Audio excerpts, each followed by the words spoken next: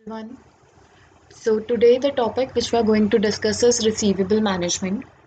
So what is receivable management?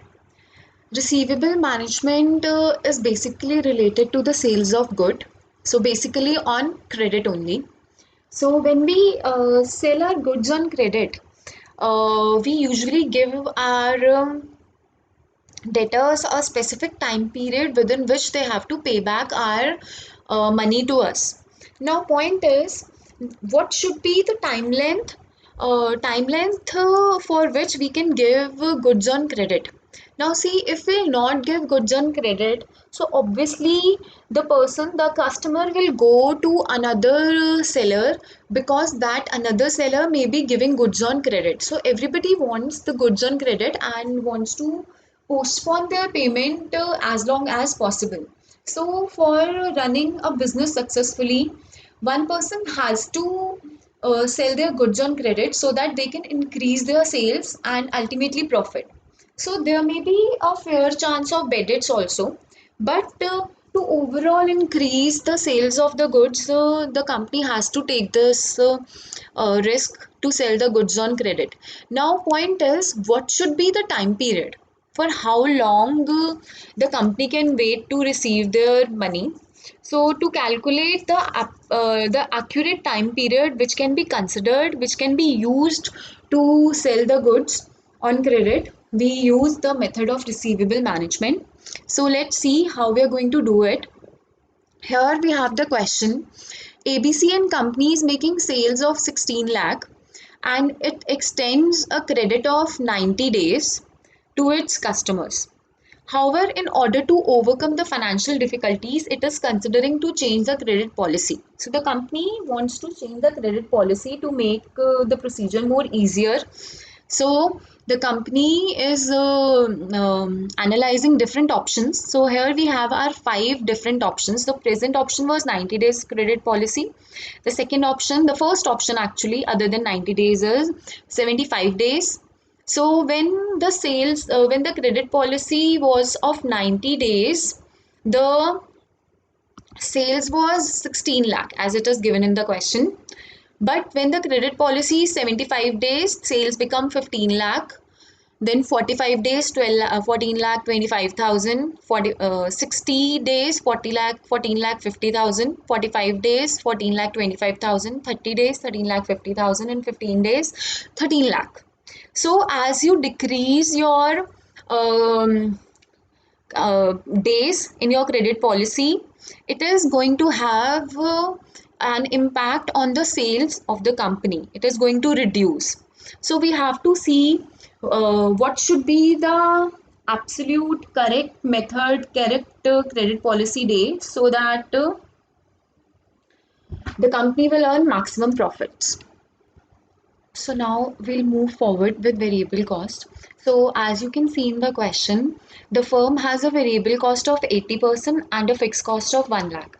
So 80% of sales. So variable cost is 80% of sales. We can calculate it. So in first case, 80% of 16 lakh is 12 lakh 80,000. In second case, it is 12 lakh. In third case, it is 11 lakh 60,000. Then next is 11 lakh 40,000. Then 10 lakh 80,000. Then 10 lakh 40,000. Fixed cost will remain same in all the cases, and fixed cost has nothing to do with the amount of sales. It will remain same, that is 1 lakh. So we'll write 1 lakh in all the cases.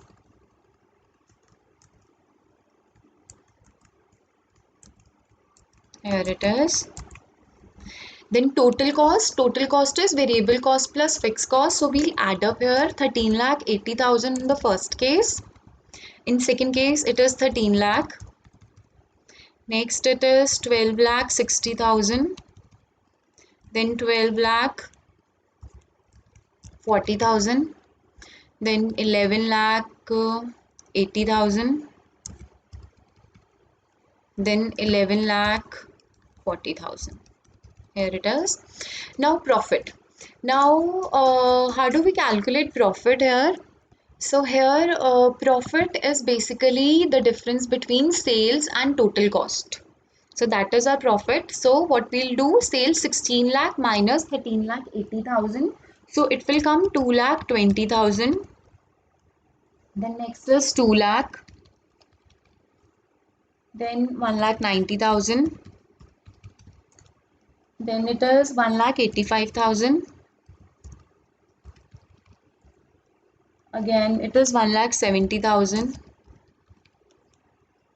Then 1 lakh 60,000. Now we have to calculate debtors at cost. Now if we want to do production, we have to, need money for that. So here, if I want to sell goods of 16 lakh, I don't need the whole of 16 lakh rupees with me. What I need is 13 lakh 80,000, right?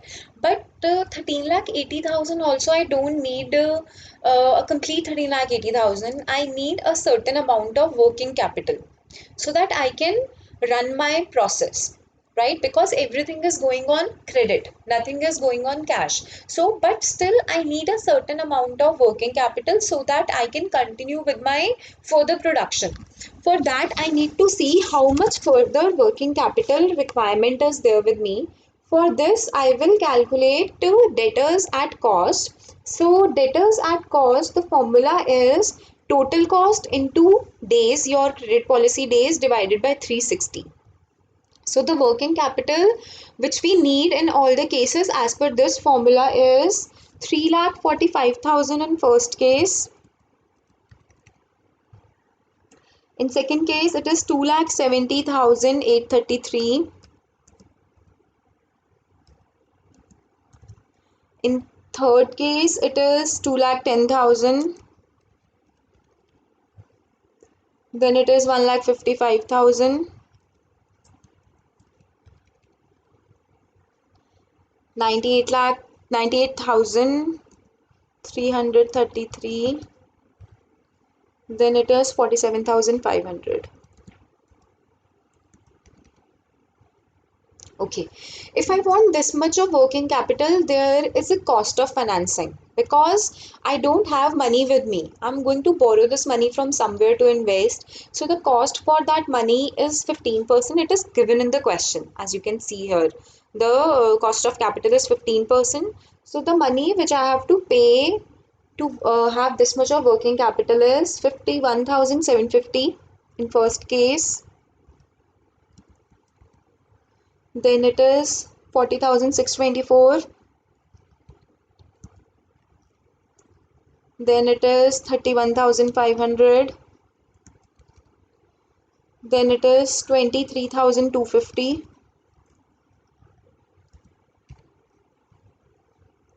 14,745.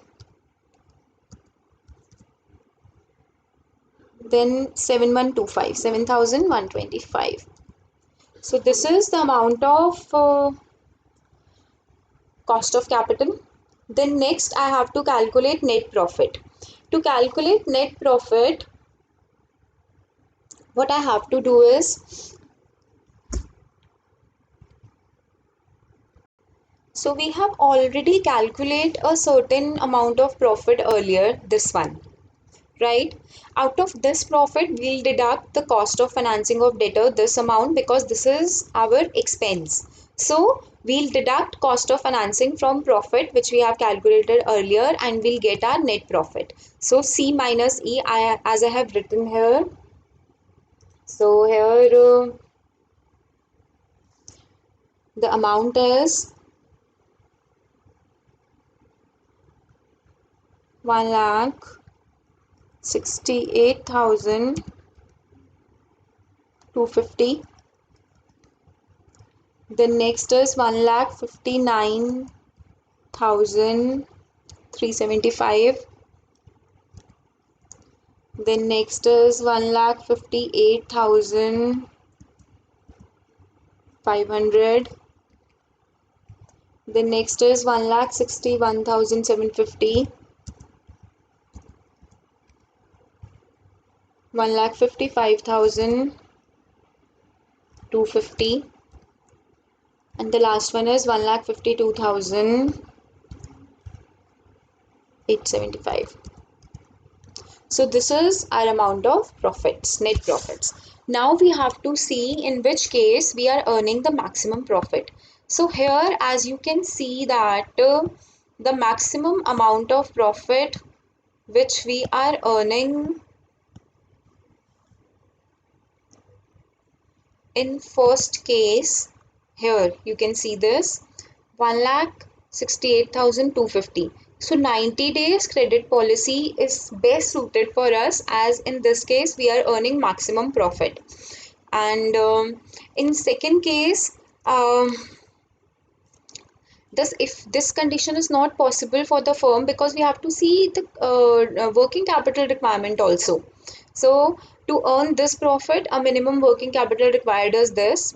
The second case is 1,61,000, as this is the second best alternative, and for which you need a working capital of 1,55,000. So this is the best case R1. Second case is R2 here. Then the third case is this 1,59,000. But if you see, to earn 1,59,000, you need a working capital of 2,70,000. So here profit is less than this and working capital requirement is more. So we should ignore this case. So obviously, we will not go with 75 or 60 because working capital requirements are more in these cases. We can go this side, right? So to earn 1,55,000, this is the working capital requirement, and to earn this much, the working capital requirement is also less. So you have these options. We'll remove these two options out of the case and we'll be remained with R1, R2, R3 and R4, as you can see in the question. So this is how you calculate your receivable management, and you can choose the best case possible. Thank you. Thank you very much.